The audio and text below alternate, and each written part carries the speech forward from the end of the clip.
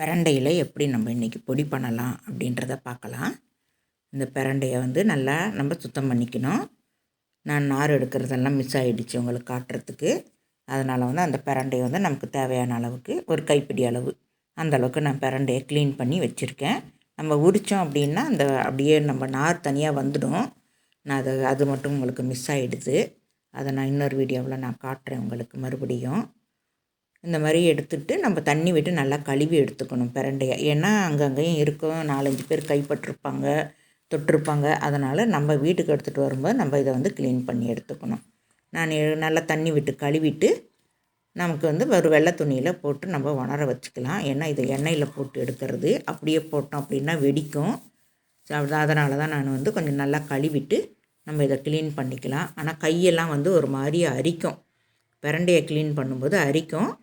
நம்ம வந்து எண்ணெயை தடவிக்கிட்டு தான் க்ளீன் பண்ணணும். அந்த மாதிரி நீங்கள் பண்ணிக்கோங்க. அது மட்டும் நான் மிஸ் ஆகிடுச்சு. நான் அடுத்த வீடியோவில் நான் காட்டுறேன் உங்களுக்கு.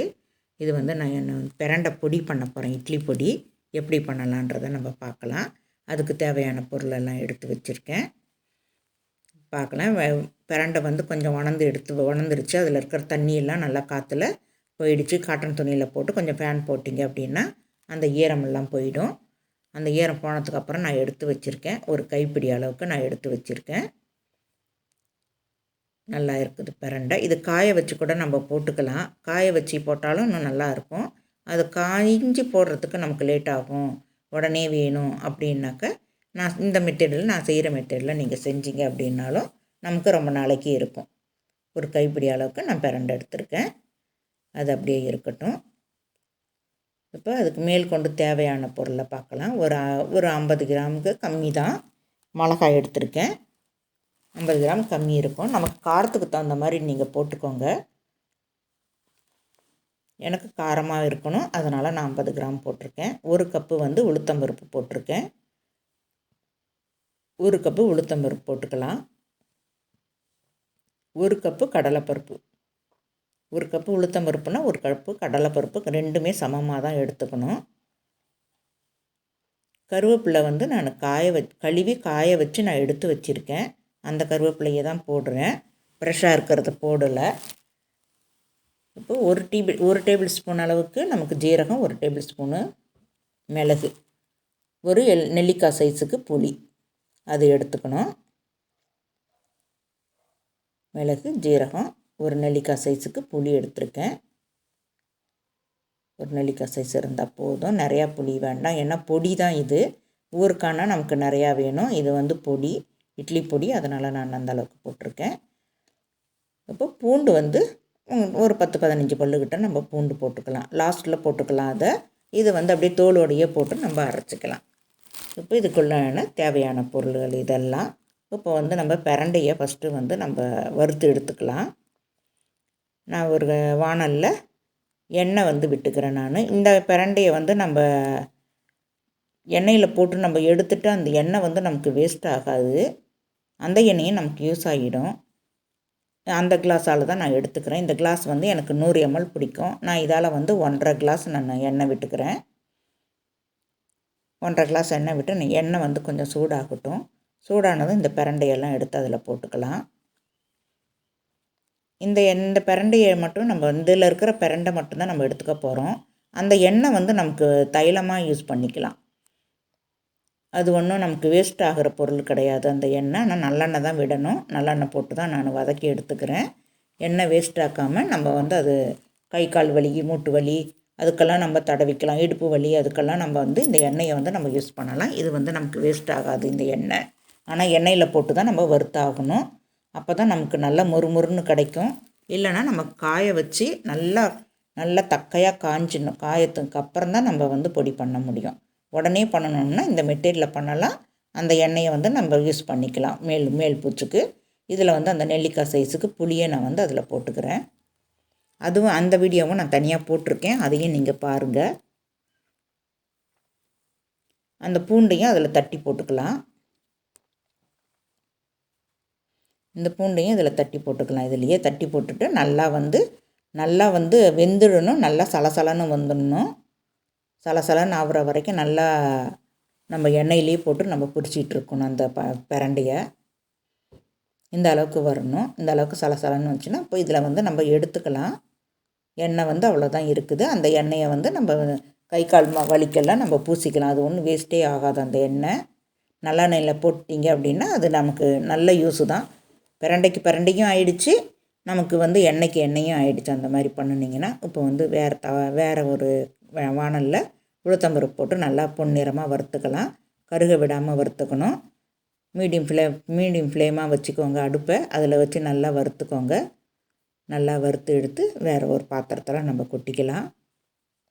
நல்லா ஆறணும். ஆனால் இந்த அளவுக்கு நமக்கு பொன்னிறமாக இருக்கணும், ரொம்ப கறியிடக்கூடாது. அதனால் நம்ம கிட்டக்கவே இருந்து அப்படியே கைவிடாமல் நம்ம வந்து வறுத்தா தான் நமக்கு ஒன்று போல் எல்லாமே வந்து வறுத்து வரும், வறுபட்டு வரும்.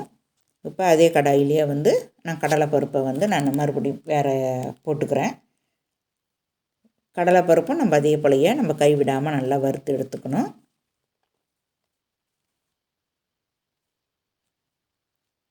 கறியிடாமல் நம்ம வறுத்தோம் அப்படின்னாக்கா நமக்கு நல்லா இருக்கும். நம்ம சாப்பிட்றதுக்கும் நமக்கு நல்லா ஒரு வாசனை கிடைக்கும். கொஞ்சம் நமக்கு வறுபடலை அப்படின்னாலும் கூட அந்த பச்சை ஸ்மெல்லு வந்து நமக்கு பொடியில் கிடச்சிடும். அதனால் வந்து நம்ம நல்லா வறுக்கணும். அப்போ அந்த பச்சை பொடி வாசம் வந்துச்சு அப்படின்னா நம்மளால் சாப்பிட முடியாது. அதனால தான் நல்லா பொன்னிறமாக வறுத்துக்கணும். நான் பெருங்காயம் வந்து தூள் பெருங்காயம் தான் கொஞ்சம் கட்டியாகிடுச்சு, அதை கொஞ்சம் போட்டு நான் கொஞ்சம் சூட் பண்ணிக்கிறேன். கருவேப்பிலையை நான் காய வச்சு எடுத்து வச்சுருக்கிறேன். கருவேப்பிலையை கொஞ்சமாக அப்படியே அந்த வாணல்லையே போட்டு நம்ம வதக்கி எடுத்துக்கலாம். லைட்டாக கொஞ்சம் வதக்கினா தான் நல்லா இருக்கும். நல்லா காஞ்சி இருந்தாலும் கூட வெறும் வாணலில் போட்டு அப்படியே ஒரு பிரட்டி எடுத்துக்கலாம். இப்போ நம்ம இதுக்கு தேவையான அளவு உப்பு வந்து ஒரு 50 கிராம் இருக்கும். அதை வந்து நம்ம எப்பயுமே பொடிகள் அப்படின்னு சொல்லி இப்போ நம்ம பண்ணும்போது உப்பை வந்து வறுத்து தான் போடணும். உப்பு வறுத்து போட்டிங்க அப்படின்னா தான் நமக்கு அந்த ரொம்ப நாளைக்கும் வரும். இல்லைன்னா அந்த உப்பில் இருக்கிற ஈரம் வந்து அந்த பொடியில் இருக்கிற பருப்பு எல்லாம் கொஞ்சம் நமுத்துன மாதிரி ஆக்கிடும், நமக்கு சாப்பிட்றது டேஸ்ட்டு மாறிடும். அதனால் பொடிகள் பண்ணும்போது நமக்கு உப்பு மட்டும் நல்லா வறுத்து போட்டுக்கோங்க. கல் உப்பாக இருந்தாலும் சரி, தூள் உப்பாக இருந்தாலும் கூட நீங்கள் வந்து இதை வறுத்து தான் போட்டுக்கணும். அப்போ தான் அந்த உப்பில் இருக்கிற ஈரப்பசம் வந்து அந்த பருப்பில் இருக்காது. இப்போ புளியும் போட்டு அதே வாணலில் நான் வதக்கி எடுத்துருக்கிறேன். அந்த சூடு பட்டால் தான் நமக்கு அரைக்கிறதுக்கு நல்லாயிருக்கும். இப்போ நான் வந்து மிளகாயும் அதே வாணல்லையே போட்டு நம்ம வறுத்து எடுத்துக்கிறேன். நமக்கு நல்லா முறுமுறுன்னு ஆகிடும். நல்லா வறுத்தோம் அப்படின்னாக்கா ரொம்ப கறியிடக்கூடாது. கருகிடாமல் நம்ம நல்லா பார்த்து மிதமான சூட்டில் வச்சு நம்ம இந்த மிளகாயை நல்லா வறுத்து எடுத்துக்கணும். வறுத்து எடுத்துகிட்டு அந்த வாணல்லையே அப்படியே விட்டிங்க அப்படின்னா அது கொஞ்சம் நல்லா ஆறி அந்த சூடும் நல்லா ஏறிடும், நமக்கு மொறுன்னு கிடச்சிடும். இப்போ இந்த ஆறுனதும் நம்ம மறுபடியும் நம்ம வேறு பாத்திரத்தில் கூட மாற்றிக்கலாம். இல்லை அப்படியே டைரெக்டாக போட்டு நம்ம அரைச்சிக்கலாம். ஆறுனதுக்கு அப்புறம் தான் அரைக்கணும். புளி மிளகாய் அதை நான் இப்போ போட்டுக்கிறேன். அது கூட ஒரு கைப்பிடி அந்த வறுத்த பிரண்டையை நான் தனியாக எடுத்துகிட்டு நான் அதில் போட்டுக்கிருக்கேன். பிரண்டையை வந்து கொஞ்சமாக போட்டு நம்ம அரைச்சி எடுத்துக்கலாம். மிக்ஸி ஜாரில் போட்டு இந்த மாதிரி மிக்ஸி ஜாரில் போட்டு அரைச்சி எடுத்துக்கிட்டிங்கன்னா நமக்கு மேலே அடுத்துக்கப்புறம் வந்து நம்ம பருப்பு போட்டுக்கலாம். இப்போ மறுபடியும் ஒரு கை அளவு நான் போட்டேன். மறுபடியும் கொஞ்சோண்டு இருக்குது, அதையும் நான் இந்த மிக்சிலேயே போட்டு அது கூடவே போட்டு நான் அரைச்சி எடுத்துக்கிறேன். இந்த மாதிரி அது கூடயே போட்டு அரைச்சிட்டோம் அப்படின்னா தான் நமக்கு வந்து மறுபடியும் நல்லா வரும். இப்போ இருக்கிற பிரண்டையும் எடுத்து நான் போட்டுட்டேன். அந்த பிரண்டையும் போட்டு நம்ம ஒரு அரைச்சிக்கலாம். ஒரு ஓட்டு ஓட்டிக்கலாம். ஒரு ஓட்டி எடுத்தோம் அப்படின்னா இந்த மாதிரி தான் கிடைக்கும். ஏன்னா அதில் எண்ணெயில் வந்து நமக்கு வதங்குச்சு இல்லையா பிரண்டை, அதனால் எண்ணெய் வந்து சொதந்துக்கிட்டு இருக்குது. இது கூடயே வந்து இதை நம்ம தனியாக எடுத்து வச்சுட்டு இப்போ நம்ம பருப்பு அரைக்கும்போது அது கூட கொஞ்சம் போட்டு கலந்து நம்ம அரைச்சிட்டோம் அப்படின்னாக்க எல்லா இடத்துலையுமே கலந்த மாதிரி ஆகிடும். அந்த எண்ணெய் கசடு இருக்கிற மாதிரி இருக்காது. இது தனியாக போட்டு நம்ம கலந்தோம் அப்படின்னா திட்டாக இருக்கும் அங்கங்கேயும். அதனால் நம்ம ஒரு நடையும் பருப்பு போடும்போது அதிலேருந்து கொஞ்சம் எடுத்து போட்டு நீங்கள் அரைச்சிட்டிங்க அப்படின்னா நமக்கு எல்லாமே அப்படியே கரெக்டாக வந்துடும். எல்லா இடத்துலையுமே அந்த மிளகாயும் அந்த பிரண்டையும் கலந்த மாதிரி வந்துடும். இந்த மாதிரி அந்த மாதிரி நீங்களும் அதே போலயே அரைச்சிக்கோங்க. லாஸ்ட்டில் வந்து லாஸ்ட் வரைக்குமே நான் அரைக்கிறத காட்டுறேன். ஒரு நடையை நான் அரைச்சி எடுத்துருக்கிறேன். இப்போ அந்த தட்டில் இருக்குது பாருங்கள், அந்த தட்டில் வந்து நம்ம ஃபஸ்ட்டு தடவை கொட்டிட்டேன். இப்போ அடுத்தடுத்து போடும்போது கொஞ்சம் நம்ம போட்டுக்கிட்டால் தான் நமக்கு எல்லா இடமும் அப்படியே கலந்து வந்துடும். அந்த கலந்து வந்துடும், அந்த காரமும் வரும், அந்த பிரண்டையும் எல்லா இடத்துலையும் கலந்து வரும். இப்போ வந்து நான் எல்லாத்தையுமே அரைச்சிட்டேன். லாஸ்ட்டில் வந்து நான் அந்த வறுத்த உப்பை வந்து நான் போட்டு அரைச்சிக்கிறேன்.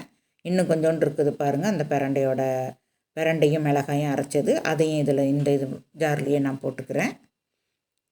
அப்படி ஒரு நடை போடும்போதும் அப்படி கொஞ்சம் கொஞ்சம் எடுத்து நம்ம அது கூட போட்டு அரைச்சிட்டோம் அப்படின்னாக்க நல்லாவும் இருக்கும். பொடி ஒரே மாதிரியும் இருக்கும், கட்டி கட்டியாக இல்லாமலையும் இருக்கும். இப்போ அது கூடயே போட்டு அரைச்சிட்டேன். இப்போ இது கூட நம்ம பூண்டு போட்டு அரைச்சிக்கலாம். பச்சை பூண்டு போட்டு லாஸ்ட்டில் பச்சை பூண்டு தான் போட்டு அரைக்கணும். எண்ணெயில் நம்ம பூண்டு போட்டு நம்ம எண்ணெயை காய்ச்சிருந்தாலும் கூட, பிரண்டையை வறுத்துருந்தாலும் கூட லாஸ்ட்டில் அரைக்கும்போது பச்சை பூண்டு போட்டு நம்ம அரைச்சிக்கணும். இந்த பச்சை பூண்டையை போட்டு அரைச்சிட்டேன். இப்போ மறுபடியும் எல்லாத்தையும் போட்டு நல்லா கலந்து விடலாம். கலந்து விட்டுட்டு ஆறுனதுக்கப்புறம் ஆற விட்டுக்கலாம் கொஞ்சம் நேரம். ஆறுனதுக்கப்புறம் நம்ம எடுத்து பாட்டிலில் ஸ்டோர் பண்ணிக்கலாம். பாட்டிலையோ ஒரு டப்பாவிலையோ இல்லை ஒரு பிளாஸ்டிக் டப்பாவிலையோ நம்மக்கிட்ட என்ன இருக்கோ அதில் போட்டு நம்ம ஸ்டோர் பண்ணிக்கலாம். இதில் தான் வைக்கணும் அப்படின்றது கிடையாது. கண்ணாடி பாட்டில் இருந்ததுன்னா ரொம்ப பெட்டரு. அது கிடைக்காத பட்சத்தில் நம்மக்கிட்ட அது இல்லாத பட்சத்தில் நம்ம ஒரு பிளாஸ்டிக் டப்பாவில் கூட போட்டுக்கலாம். நான் ரெண்டுலேயுமே போட்டிருக்கேன். நம்ம ஜாமெல்லாம் வாங்குவோம் பார்த்திங்களா, அந்த பாட்டிலெல்லாம் கூட நம்ம தூக்கி போடாமல் அதெல்லாம் கூட நம்ம கழுவி எடுத்து வச்சுக்கிட்டோம் அப்படின்னா இந்த மாதிரி பொடி ஐட்டம்லாம் நம்ம அந்த பாட்டிலில் நம்ம போட்டு வச்சுக்கலாம். இந்த வீடியோ பிடிச்சிருக்குன்னு நினைக்கிறேன். இப்போ பிடிச்சிருந்தால் லைக் பண்ணுங்கள், ஷேர் பண்ணுங்கள், சப்ஸ்கிரைபர் பண்ணுங்கள், மறக்காமல் பெல் பட்டன் அமுக்குங்க. இப்போ நல்லா ஆறிடுச்சு. ஆறுனதும் நான் இப்போ எடுத்து நான் வேறு ஒரு பாட்டிலில், ஒரு பிளாஸ்டிக் பாட்டிலில் போடுறேன். இன்னும் கொஞ்சம் கண்ணாடி பாட்டிலையும் போடுறேன். நான் ஜாம் பாட்டிலில் தான் கொஞ்சம் போட்டுக்கிறேன். இது பிளாஸ்டிக் பாட்டிலு, கடையில் வாங்கின பாட்டில் தான் இது. இதில் எடுத்து போட்டுட்டு கண்ணாடி பாட்டில் நான் போடுறேன் பாருங்கள். அடுத்தது இந்த மாதிரி போட்டு வச்சுக்கிட்டிங்க அப்படின்னாக்கா, கண்ணாடி பாட்டில் ஜாம் பாட்டிலில் தான் நான் க்ளீன் பண்ணி வச்சுருக்கேன். ஜாமு வாங்கும்போது இந்த மாதிரி பெரிய பாட்டில் வாங்கணும், 1/2 கிலோ பாட்டில் வாங்கணும் அப்படின்னா அந்த பாட்டிலெல்லாம் நம்ம எடுத்து வச்சுக்கலாம். பருப்பாக இருந்தாலும் கூட 1/2 கிலோ கொட்டிக்கலாம், சர்க்கரையாக இருந்தாலும் கூட 1/2 கிலோ கொட்டிக்கலாம். ஒரே மாதிரி தான் நம்மக்கிட்ட பாட்டில் வேணும் அப்படின்றதெல்லாம் கிடையாது. நம்ம கண்ணாடி பாட்டில் நம்மக்கிட்ட இருக்கணும், அவ்வளோதான். அதனால் நான் அந்த மாதிரி போட்டிருக்கேன். இந்த ஸ்பூன் நமக்கு ஈரப்படாத ஸ்பூனாக போட்டு நீங்கள் அப்போ ஒரு வாட்டி எடுக்கும்போதும் ஈரம் இல்லாமல் பார்த்து எடுத்துக்கோங்க. அப்போ தான் நமக்கு அது. தேங்க்யூ.